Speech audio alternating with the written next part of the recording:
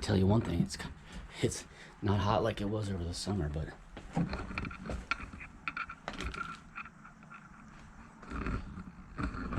old burlap bags. There's old tools, old bottles. There's an old brown bottle.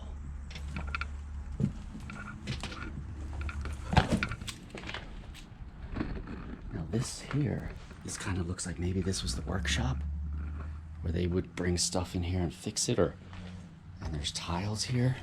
I mean, sorry, it looks like bricks here.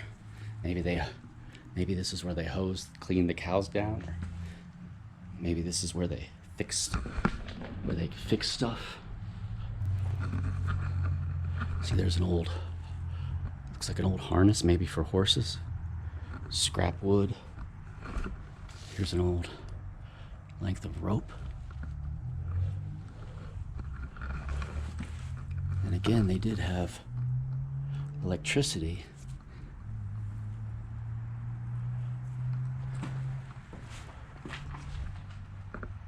But if you look at the construction here, I mean, that looks like it's hand hewn or hand carved.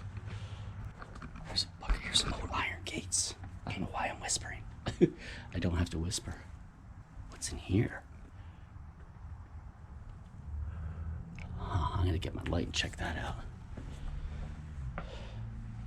And it looks like they had electric fences too. And here's some kind of cupboard.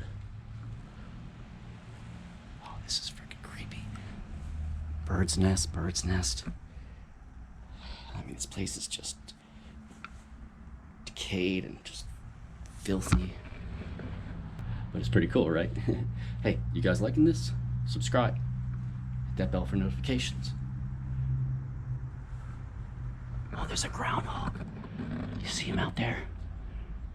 There he is. Let me do a zoom in shot. Yeah, he's too far away. I'm gonna get the light. Some old chairs.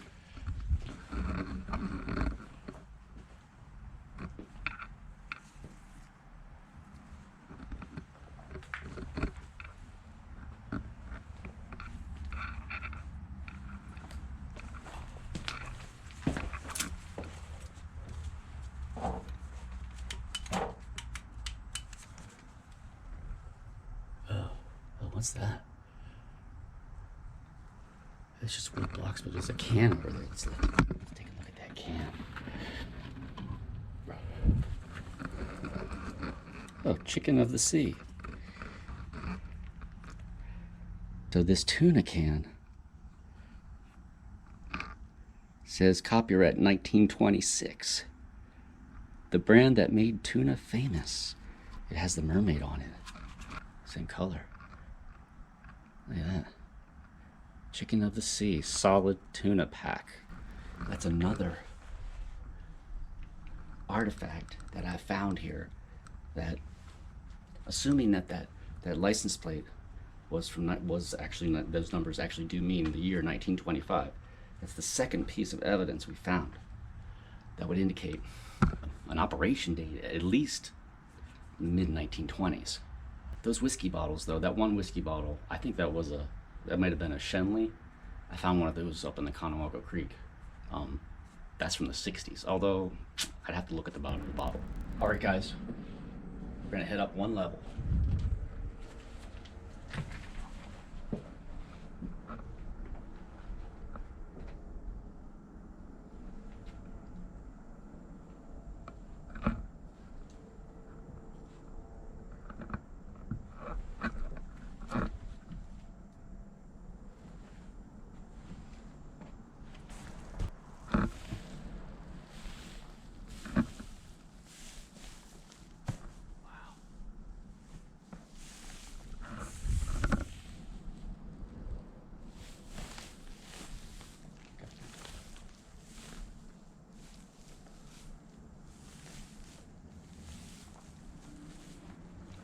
Got to be careful in a place like this.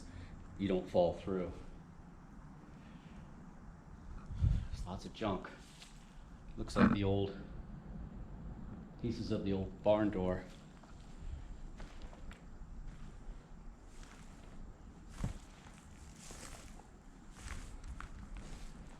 Now my guess is that this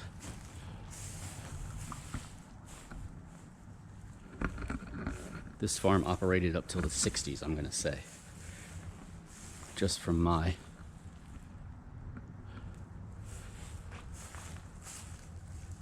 awareness of, you know, like history, although, you know, I am not saying that's a super accurate guesstimate. But the 60s is really when this area kind of took off in development. Look at these chairs, dude. I think the barn's got a slate roof.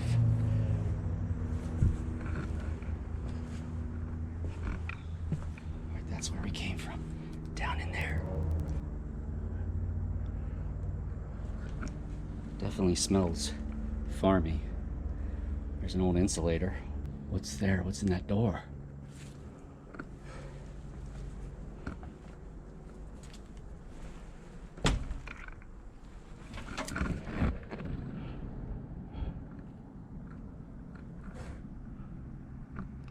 Looks like another room.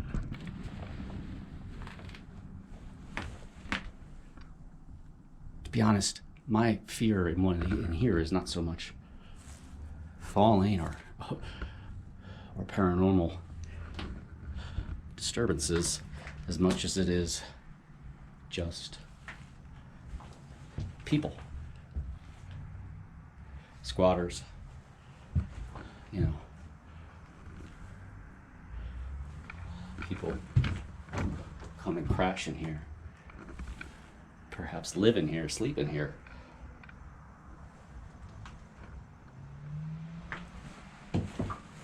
And then you come in. You know, I've watched enough of these urbex videos to know that, you know, there's people who use places like this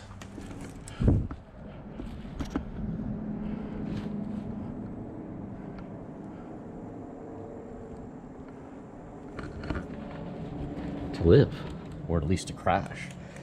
And lots of times they don't want to be disturbed, and they might be in a state of mind that is not really conducive to pleasant interactions with people exploring their crash pads. All right, here we got some stuff. This looks like car parts to me. I don't know what the hell that is. Here we have a bottle of something. Gasket sealer. Tabblers. It's got a goose stick. Can we get a date off the bottom? 6. This is where I worried about falling through. There's an old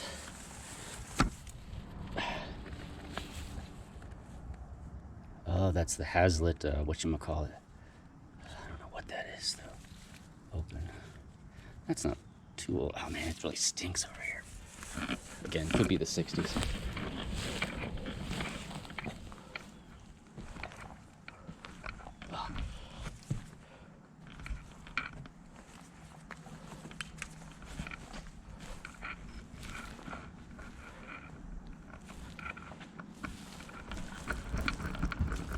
I mean, there's still quite a bit of stuff left over.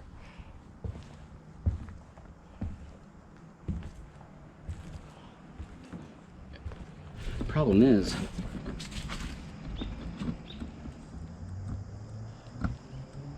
everything stinks. I would imagine the deer probably come right up in here and sleep here.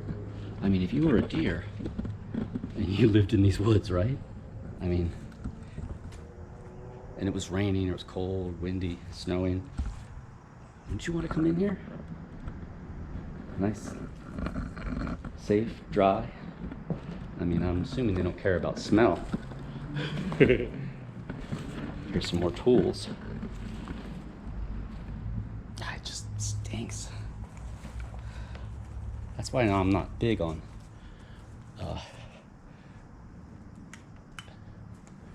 exploring abandoned properties, because I just can't stand the smell.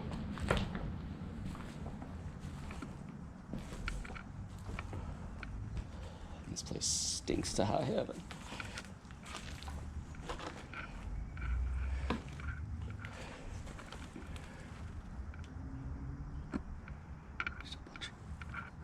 Right under here is where the I-beams were.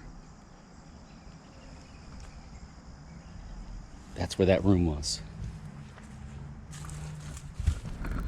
To wrap up this video, this special Halloween 2021 TopoRanger haunted Pennsylvania Dutch barn episode, we're gonna go check out probably the coolest feature here, which is the silo. And to do that, we got to go back down to the ground level.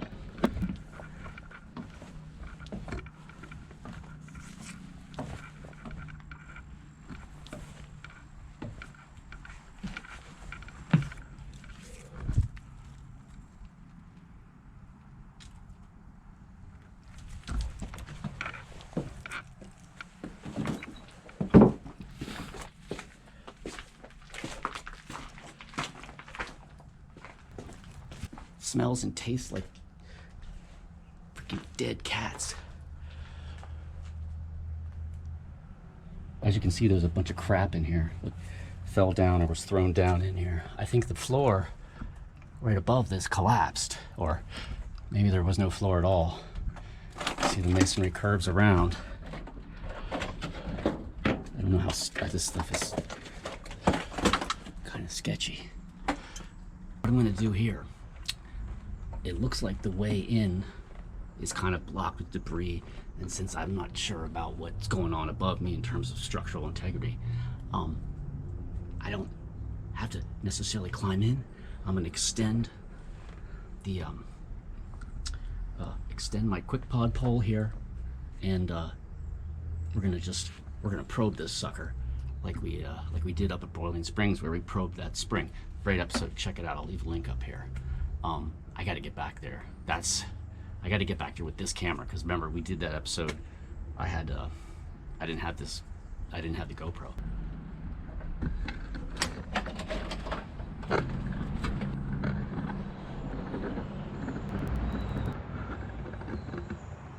That's the bottom.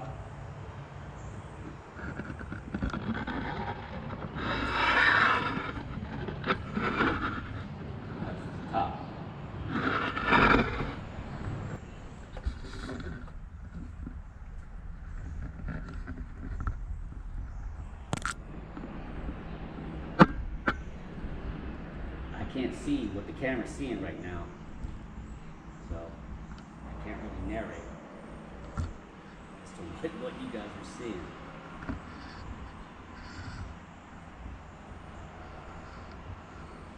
But it should be a broken down sidewalk.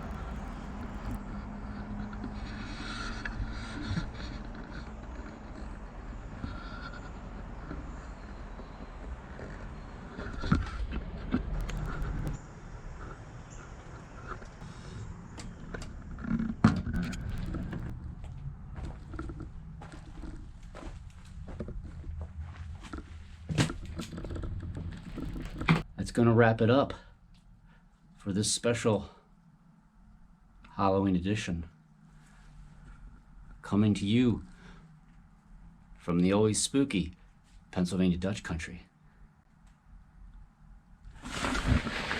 As always, love having you guys along. If you had a good time, if you enjoyed yourself, if you learned something new, if you got out of your head, even for a couple minutes, my job here is complete. Go ahead and hit that subscribe bell, ring that bell for notifications, all right? Make sure you check us out and follow us on Facebook and Instagram. This is Brett for TopoRanger, signing out.